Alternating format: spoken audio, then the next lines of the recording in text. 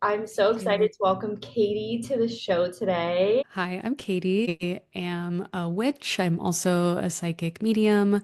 I started down my spiritual journey, honestly, just a couple of years ago. I feel like I just had this massive awakening out of nowhere and just felt called to start giving channeled messages on social media. So a lot of what I do is channeling messages on TikTok and Instagram. I've just kind of let the journey take me wherever it wants to go. And I've ended up in this cool little witchy corner of the universe that I wasn't expecting, but I've loved every second of it. You mentioned a little period of grief where you Mhm. had an experience shortly after your dad passed away. Do you feel open to sharing about that experience? Of course, yeah. It's interesting. I was somewhat spiritual before my dad passed, but not a ton. And then after he passed away, it was like everything went black, everything went dark. I just felt like there was nothing on the other side. It was a super, super difficult time for me, and slowly started coming around to the idea that he was there, he was trying to communicate with me. That's actually what kind of launched me into my mediumship capabilities, is wanting to communicate with him more.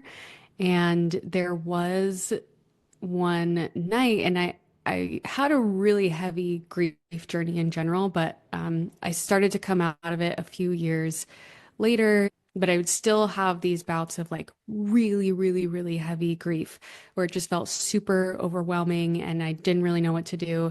So I was having one of those nights about a year and a half ago, and I was just like sobbing, feeling super overwhelmed, not really sure what to do. And there was a just tiny part of my soul that was like so grateful that I get to be here and experience this level of grief right now, which is not something that I have ever thought before. I've always not really liked grief. I think a lot of people probably don't really like grief.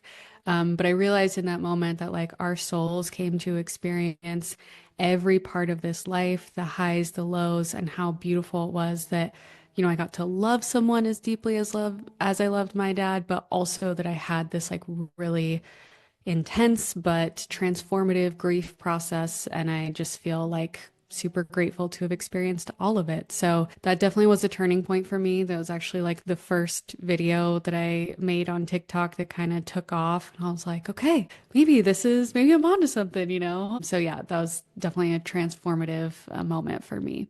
There's this quote about bliss being any emotion felt all the way through. And I find Ooh, it fascinating how even those like really intense, what some people might call negative emotions, which I don't like labeling emotions as positive or negative, it's just an emotion. But yeah. those ones that are a little more difficult to move through, it's fascinating how those can really unlock our soul gifts.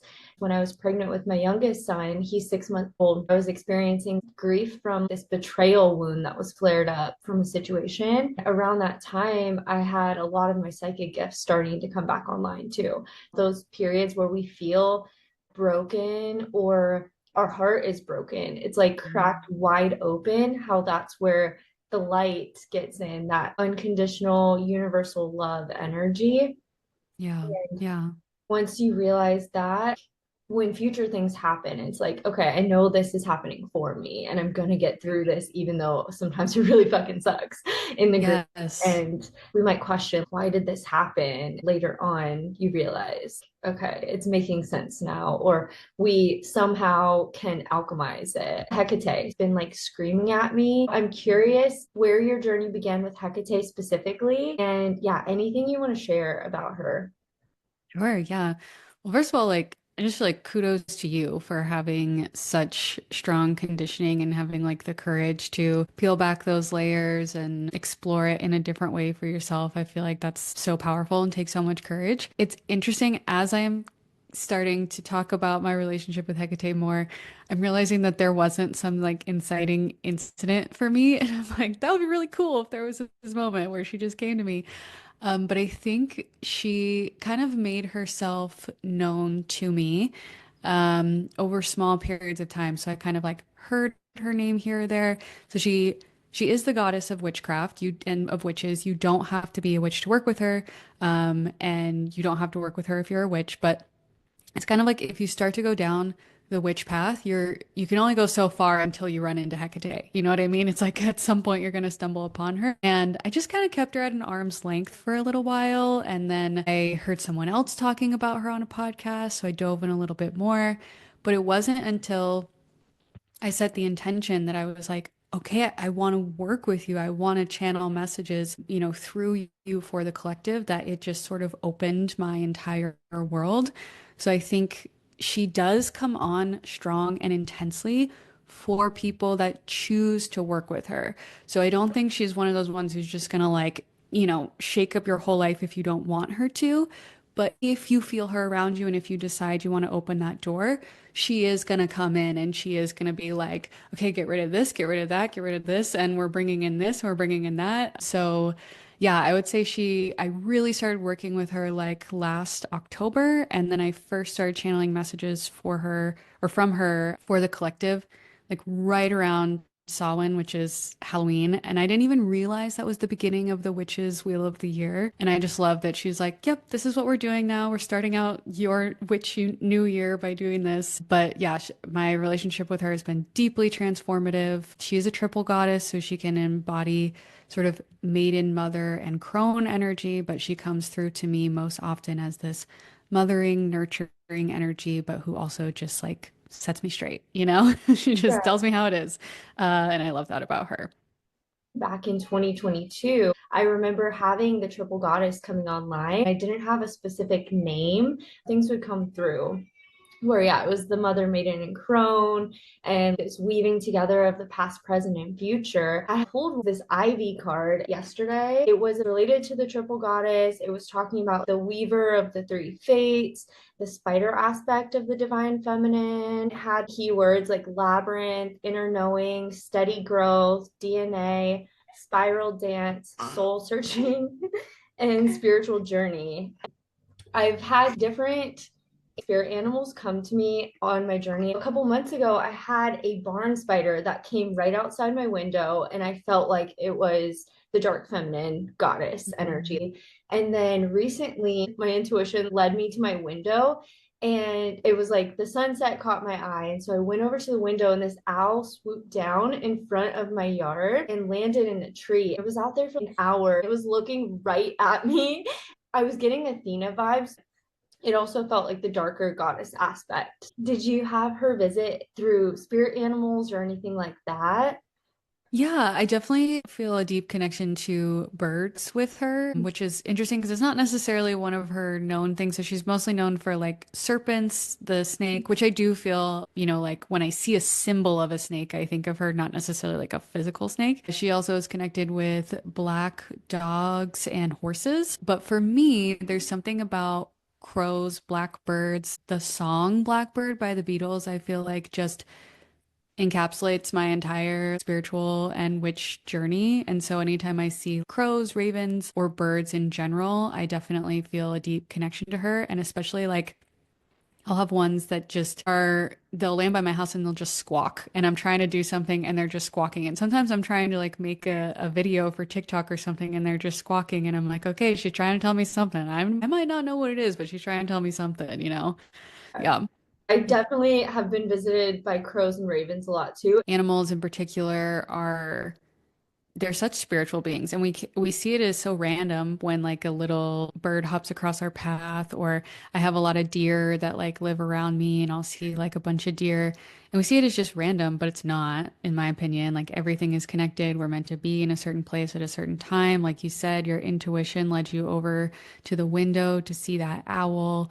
And even if that owl didn't know that that was the reason that it was going to your tree, it had an intuitive pull to do that too. So yeah, I love that kind of stuff. I'm having Hecate come up. Yesterday, I even had written down like Hecate, Hecate, Hecate, what message do you have for me today? And I repeated it 3 times and then just kind of sat and observed what came through. Do you have specific things that you feel she's guiding the collective to with right now?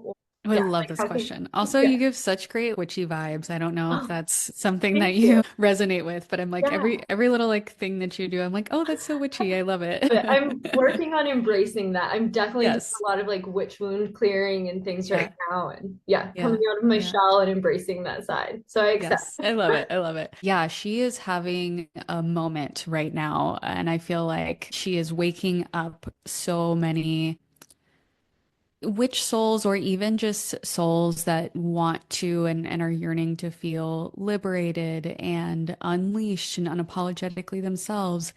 And I feel like that is the energy that this world needs right now. We don't need more noise. We need people who are going to cut through the noise. And the way to do that is to tap into your own unique genius, to celebrate yourself, to love yourself, to be unapologetically yourself. And I think that's why she's coming to so many people right now, is to wake them up and to say, dream bigger for yourself, explore more, allow your natural, unique aura to emanate from you, to draw people into you.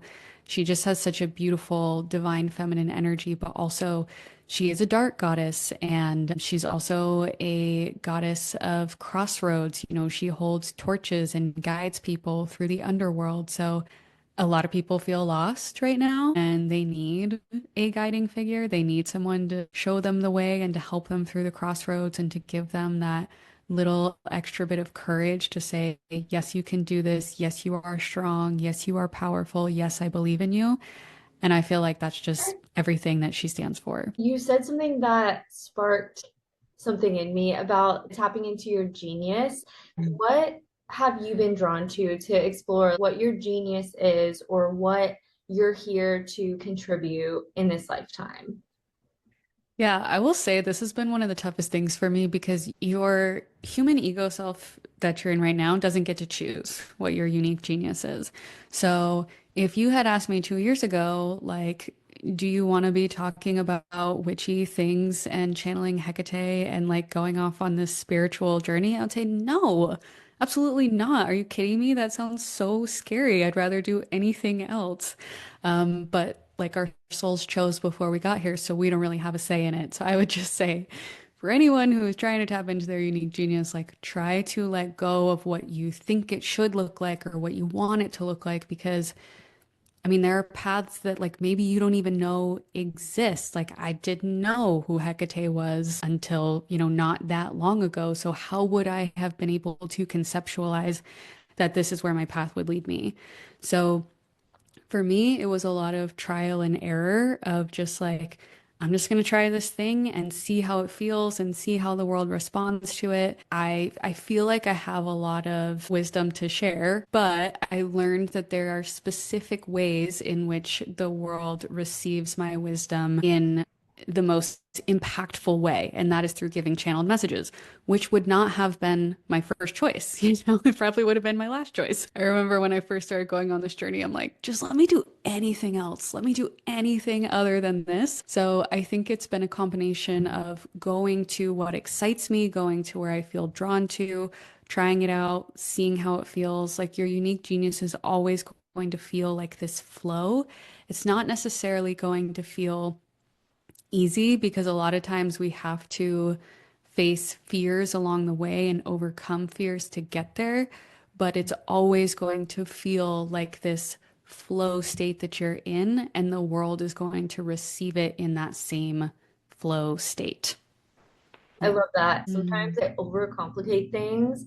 And even witchcraft, a lot of people feel like you have to set up full rituals and candles and whatever. I haven't done like a very like traditional witchy ritual. However, I do make rituals part of everything I do. If it's making a cup of tea and I'm filling up the water, I'm speaking into the water what what I want to call in, or just like if I have a bouquet of roses, I'll dry them out and find a way to like make a grid with the stems and put the leaves in the bath. Sometimes we as humans just overcomplicate things, and I love that you brought up the flow. So what gets you into that flow state where you're feeling really tapped into your feminine energy, where the creativity is flowing and you're just lit up?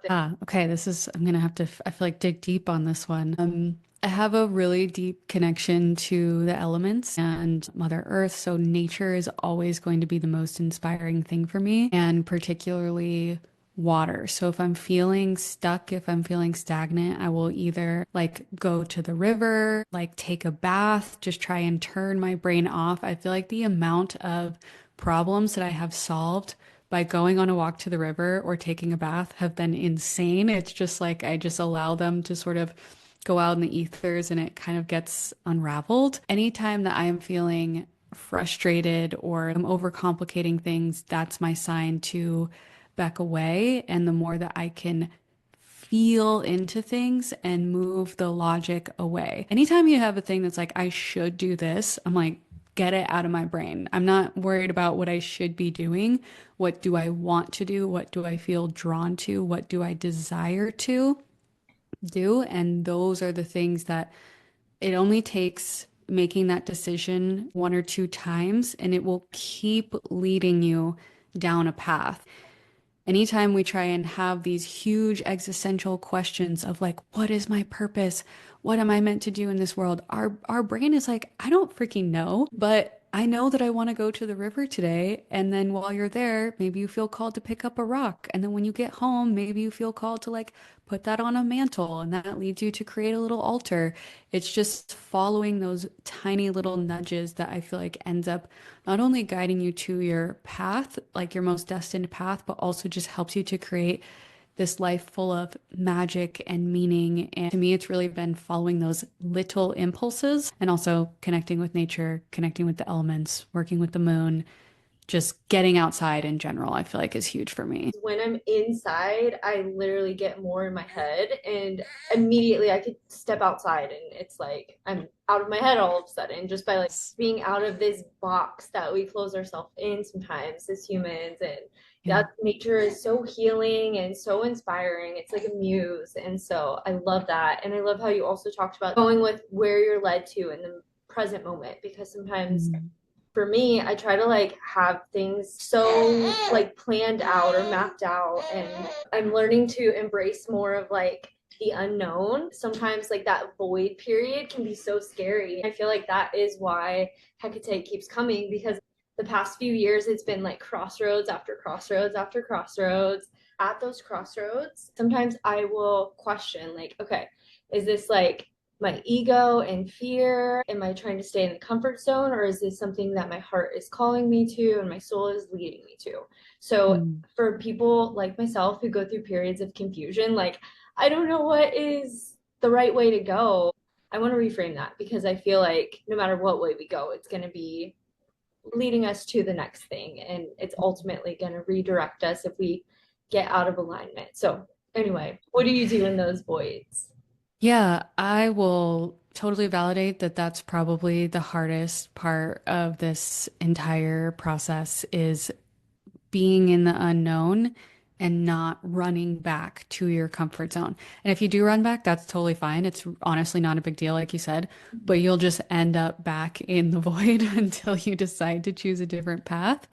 And I do think Hecate is one of those goddesses and energies who encourages you to stick it out, who encourages you to stay in the unknown, to breathe into it, to realize that it's really not as scary as we make it out to be. And I think so many people are wanting these massive changes in their life and not realizing that, like, to do that, you have to go through the unknown.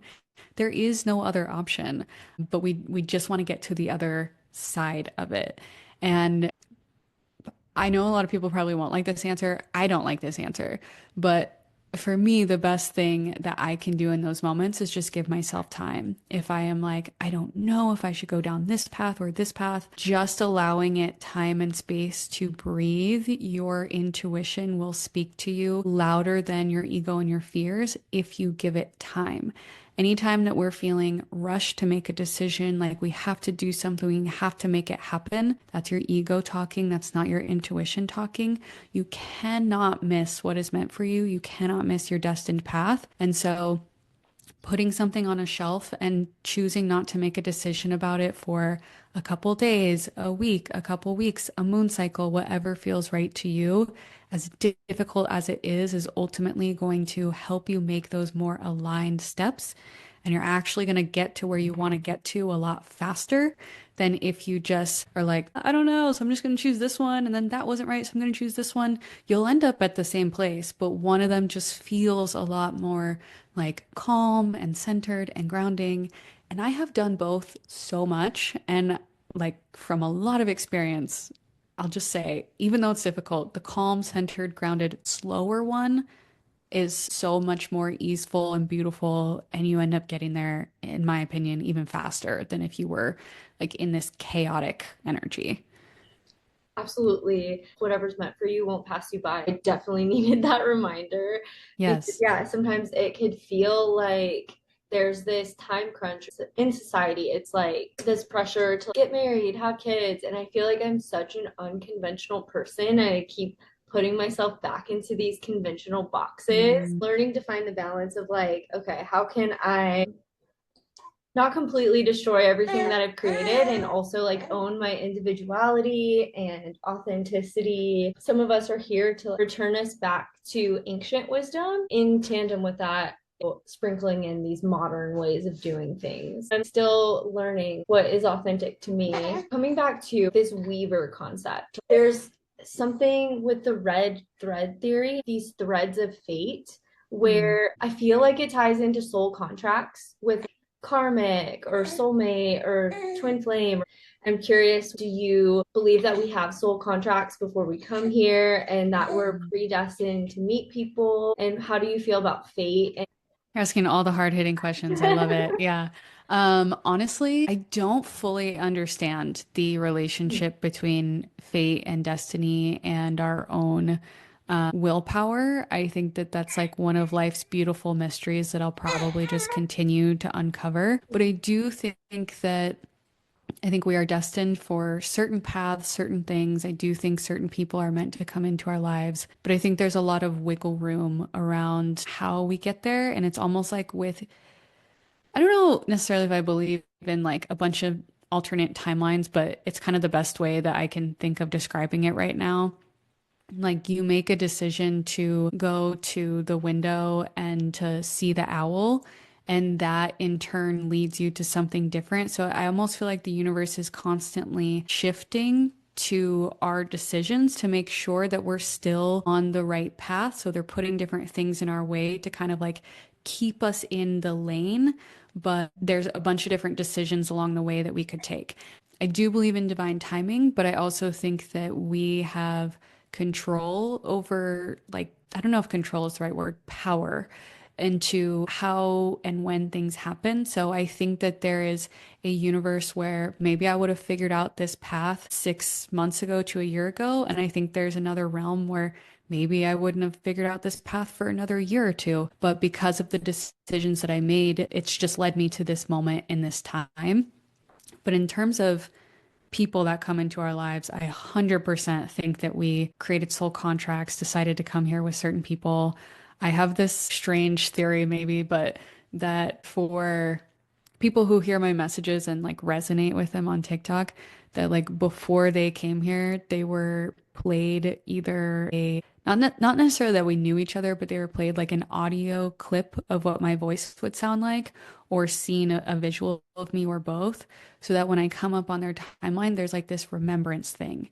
And so maybe it's the same with you, with your podcast, with people who listen to it. You know, maybe they heard your voice before they got here. So then when they heard you speak on this episodes, there was a recognition, there was like a drawing in. And I don't think that anything is random. And so, yeah, there's a lot of different layers to it that I don't fully understand, but I think that's also what makes it so beautiful. And like a beautiful part of being a human is just being like, I don't really know. I've got some guesses, but I don't really know. And I think that's, also beautiful in and of itself.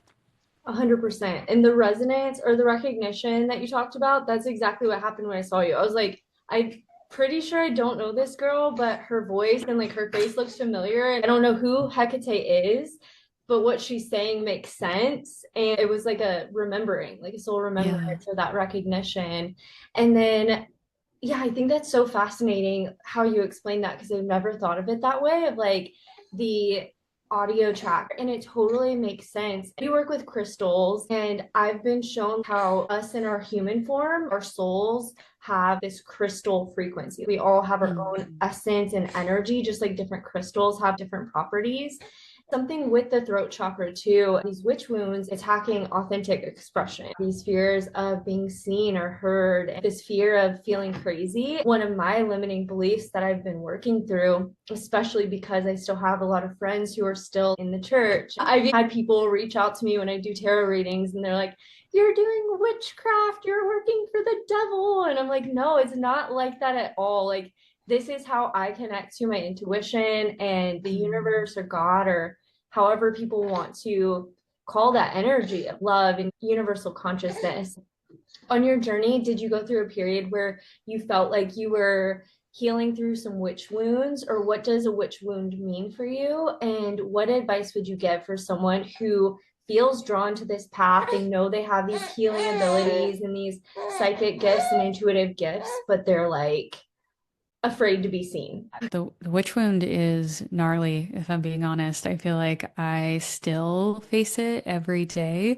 Even this morning, I was just like, why am I holding back with like my witch content? Why am I not just, it's what I feel the most drawn to. It's what also I feel like a lot of people are the most drawn to from what I'm doing, but yet there's still this block of not wanting to go fully there because what are people going to think and all this sorts of stuff. So I still face it all the time. And I think just the term witch in and of itself kind of makes people go and like, oh no, I don't know if I want to be labeled that way, of course, because like, we used like witches used to be tortured and burned and drowned. So like, of course it's not going to feel safe in your body. Of course, whether you resonate with that term or not, it's not going to feel safe to even just be like a woman fully in her power and someone who is unapologetically themselves, because those are the exact type of women who were like literally taken out of this world for just being themselves. So it's something that I face honestly every day, and I'm hoping the longer that I do this, the less hard it will be. It has gotten a little bit easier over time for sure. I think one of the aspects of the witch wound that I didn't even realize existed because I was so focused on self was the witch wound between other women. And so back during the witch trials, women were just trying to survive. And so if they turned in someone else as a witch, then a lot of times it meant that they wouldn't be prosecuted as a witch. And so you had friends turning on each other. You had mothers and daughters turning on each other, sisters. And so it has just created this foundation of distrust between women and backstabbing and not feeling safe if someone else is shining too brightly, just like all of these different dynamics. And I think something that I've had to come to terms with in my life is, why do I keep calling in these people that really don't want what's best for me? Or when I shine too brightly, they get upset or make me feel like I shouldn't be that way. So it's been a really big journey, and I've been trying to just surround myself with women and people who fully accept me for all of my strange witchy weirdness that I have come to love about myself. And it's still, like I said, like a daily practice. I don't know why. I'm totally fine with posting about it on TikTok, but Instagram just like scares the heck out of me because more of my friends and family are on there. And so I've yet to sort of take that leap to feel fully safe there. So just normalizing that even though I put myself out there in such a big way, it's still difficult for me. And I think, again, whether you resonate with the term witch or not, as a woman, especially, I think we just have lived in a world, in a society where we've been told it's not safe to be your full authentic expression of yourself. So give yourself time and patience and love as you get there. But the more that you dare to go there, the more that you allow yourself to open up into that, I just feel like the more expansive your world gets, the more free you feel, the more love you have to give and receive. It's just changed my whole entire life. Totally. Yeah. What is the weirdest, witchiest thing that you do? Gosh, okay. Let me think about If you this. want to share. Yeah. I mean, I think probably the fact that I channel and talk to goddesses all day long is probably pretty weird and witchy, but I'm also very like maybe more similar to you. I'm a pretty I say like casual with my witchcraft. So I do, I do some ritual type things, but a lot of it is just like whatever I feel drawn to in the moment. I'll go outside and talk to the moon at night. Like I will talk to her out loud and receive messages from her, which I feel like is probably pretty strange and witchy. I like to touch trees as I'm going on walks and stuff and just like give and receive little energy from them. I'll say hello to birds and stuff like that. So this is like a weird thing, but if someone like rips a branch off a tree or something, I'm like, don't do that. Don't hurt the tree, So I feel That's so like great. yeah, like can like talking out loud to things in nature would probably be among my weirder witchy things. Yeah.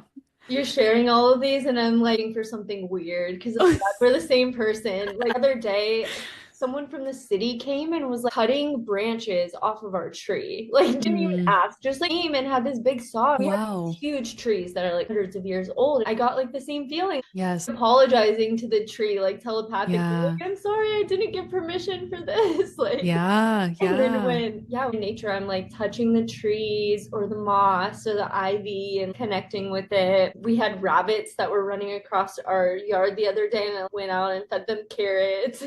Yeah. I'm curious what goddesses that you're currently connecting with. Yeah. So Hecate is definitely my main goddess that I work with, and she will guide me to other goddesses, and I will learn a lesson from them and then come back to her. But she's always the one that's sort of in the driver's seat, at least right now in my journeys. She has guided me to work with Lilith, doing a little bit of work with Persephone, but mostly Pluto and Hades. Hades is just another word for Pluto. They're the same being, but I know a lot of people have different negative connotations with Hades. So you can replace that with Pluto if you want to. But it's king and queen of the underworld. So a lot of shadow work between Pluto and Persephone. Also, Gaia, Mother Gaia, who's also the earth. And then Selene, who is the goddess of the moon. Nyx, who is the goddess of the night. I'd say those are probably my main ones that I work with. Lilith, I work with on like child woman liberation. Um, I haven't necessarily tapped into Kali yet, but I'm excited for when that day comes because I know it's going to come. But it just hasn't come for me yet. So yeah, I think those are probably the main ones that I worked with so far. With religious programming, when people hear the underworld, they think, oh my God, hell, flames, the devil. Like, I had listened to this channel on Persephone, and it was going deep into the underworld. And she was like, the underworld is simply our subconscious. It's our Mm, emotions, it's our inner realm, it's seeing through our third eye. That makes so much more sense. What movie is it? Hercules, where Hades is just depicted in this evil way. It's like the good right. versus evil. I truly believe we all have a good side and an evil side in our generation. There's been so much good girl programming. It's Mm, what you do to be accepted. If you've yes. gone to church, it's another layer of good Christian girl programming. We all have emotions. We all have an underworld. We all have shadows, and we have golden shadows too, or light. Like things that are positive and really strong about us that we may not have integrated yet. Kali came through shortly after my divorce back in Mm, 2020. And the big lesson she was teaching me was it doesn't matter what anyone else says about you as long as you know what your truth is and you can stand confident in that. It's like, no, this is who I am. And other people may understand me or they may have a different perception. As long as you know your intentions were not to harm anyone and you were just doing the best that you knew how at the time, just being able to like release and cut yourself free from those stories or those energies. Lilith is really empowering and yes. yeah, embracing that dark side or the side that might be rejected by society, owning Mm, all parts of you. Our wounds hold wisdom to have a deeper love for ourselves and how to mm, support ourselves and stand up for ourselves. So, yeah, all that yeah. you said was definitely resonating. What about Isis? Have you connected with Isis? Not really. Again, I've some have swirled around me and I feel like she's one of them, Yeah, but for some reason it's not time for us to yeah, like make the connection yet, if that makes sense. totally. Yeah, You yeah. connect with any archangels or the fairy realm in Mm. addition to goddesses? Not necessarily the archangels. Fairy realm, I used to there's all these like I don't know if this happened to you. Maybe not because you grew up in the church, but there's a lot of witchy things that some of my family members did that I didn't even realize were witchy things when I was younger. We're Irish, and so my mom would always celebrate the Celtic pagan holidays, and I didn't even make that connection. But my Nana would come visit us, and we'd do like a tea party for the fairies. And so we'd set out all these like little acorns and stuff for them to come get. And I loved that. I'm like drawn to, fantasy books and stuff like that.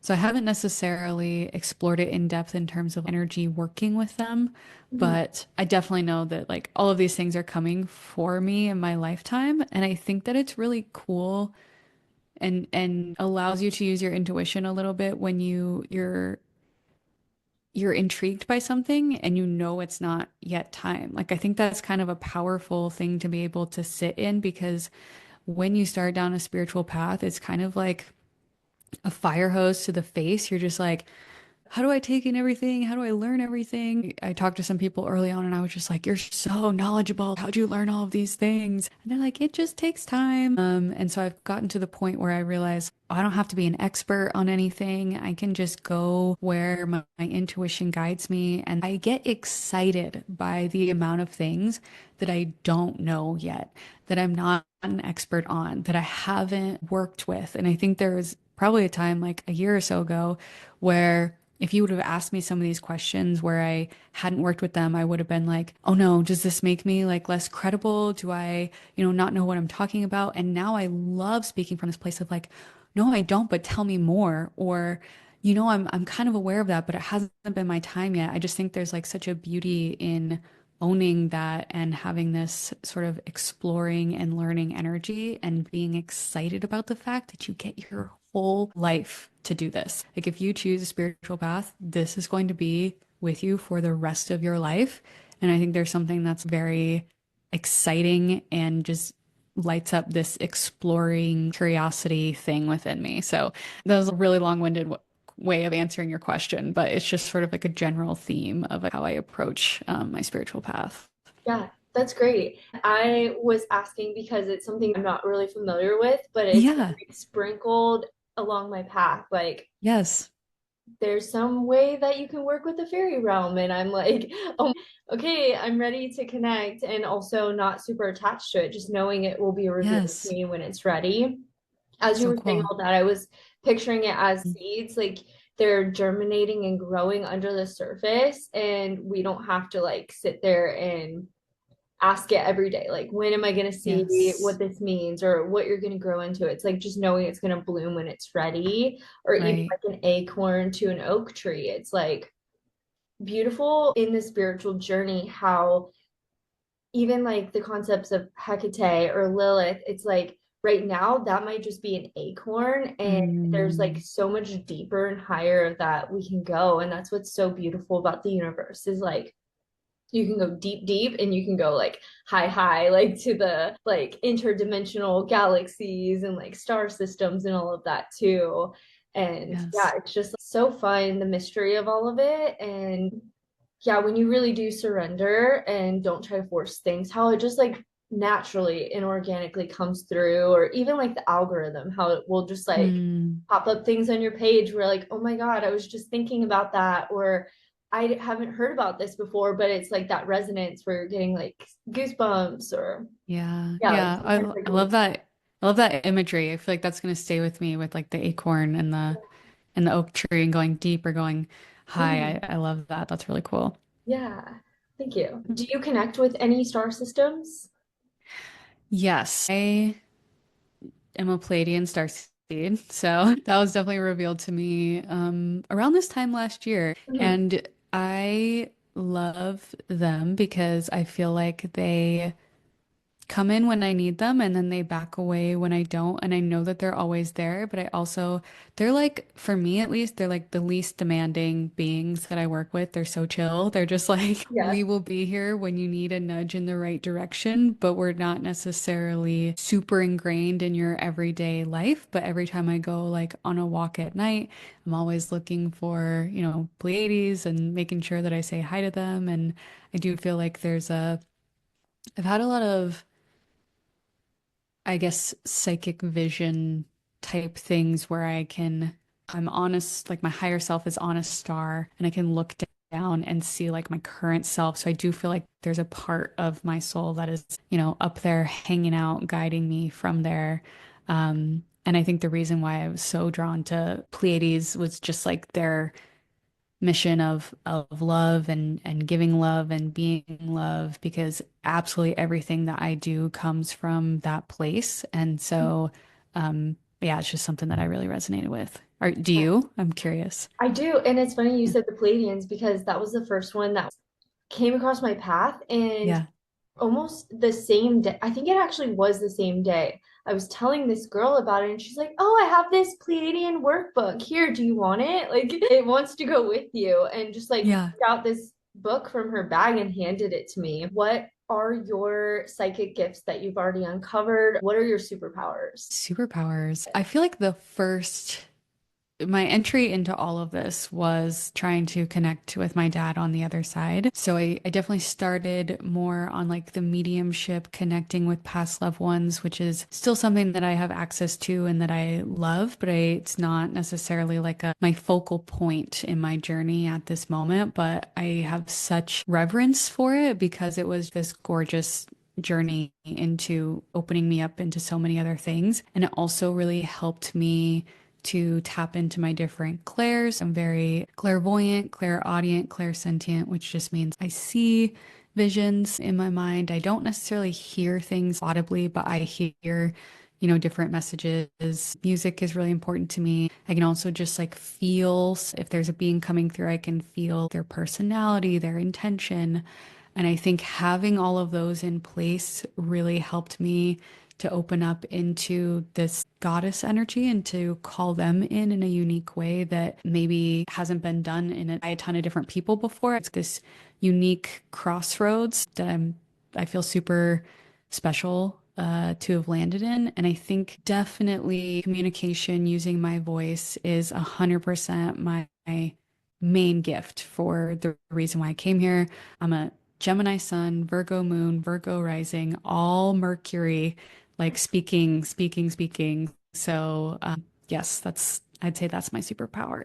I love that. And I'm also a Gemini sun and Virgo moon and then Oh my Sagittarius gosh. rising. I was just picturing you singing. Do you ever channel song I or wish I can you could sing? sing. I feel like you can sing. And this is something that I feel honestly that Hecate and Persephone have been nudging me to explore is singing more. And Oh my I gosh. love singing by myself, like in the car, on a Mm, road trip, or in the shower, all about it. Like belting it out at the top of my lungs. I am terrified of even singing in front of my friends or family though. yes. Yeah. And I've Yeah. had a couple people tell me, like, oh, I could see you as a musician. And I just had the opposite experience where I was seeing you as like a musician and singing as a way of channeling and sharing messages and your voice.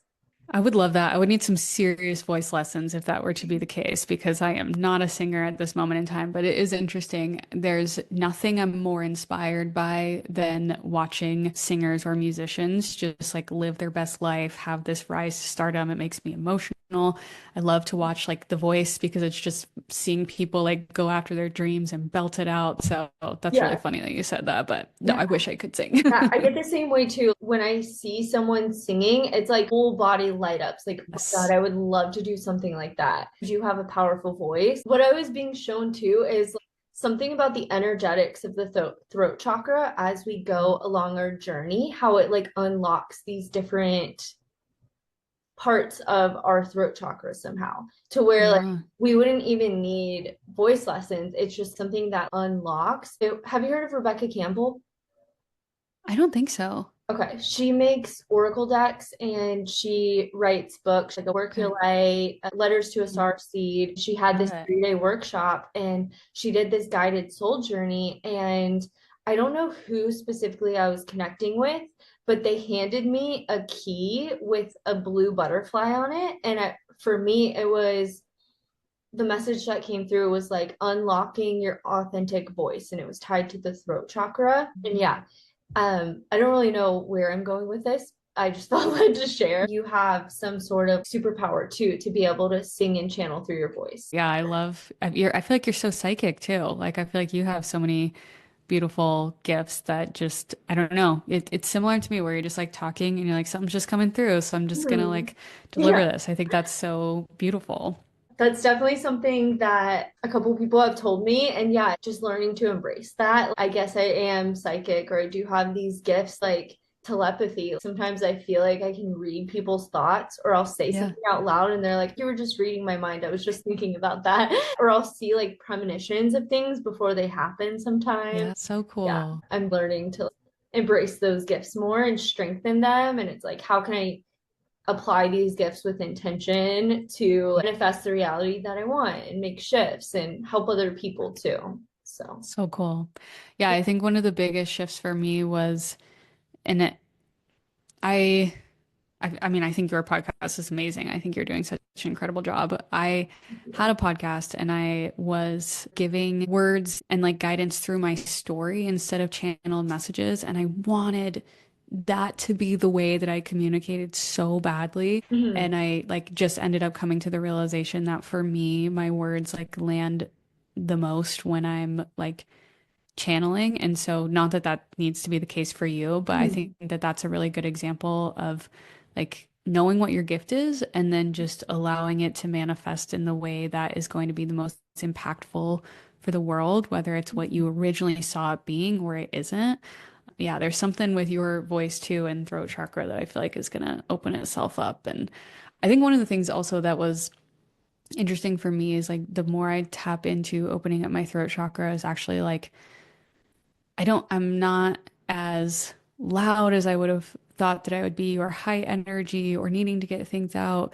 I'm actually much more like grounded and chill. And I feel like my voice isn't as loud, but again, it's like that cutting through the noise instead of Mhm. adding to the noise. So if someone's listening to this and they're like, I don't know if I have a noticeable voice, like you do because it's your own unique voice and your own unique signature. And sometimes it just takes you removing what you think a noticeable voice should be to just tap into what yours actually is. I love that you touched on that because doing this podcast has brought up so many different awarenesses. When I look back at videos that I posted from like 2 years ago, I can hear how my voice had changed. And I didn't Mhm. realize how much I was shaping my voice, like talking with a higher pitch and stuff to sound nicer or sound Yeah. happier because that was more accepted as a kid. I am still working through this limiting belief of feeling like people don't care what I have to say. I realized one day I hold myself back because I'm telling myself people don't care what I have to say or they don't want to listen to me. I notice even today, I will sometimes rush through what I'm saying or talk so fast because I'm having something that I'm wanting to get out. And I'm like, the same way. yeah. Yeah.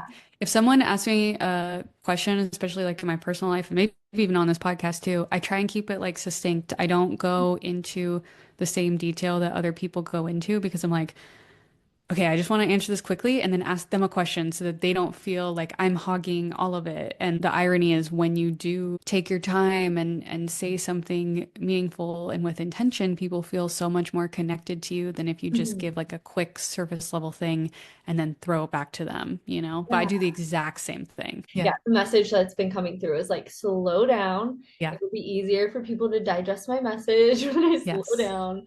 And 100%.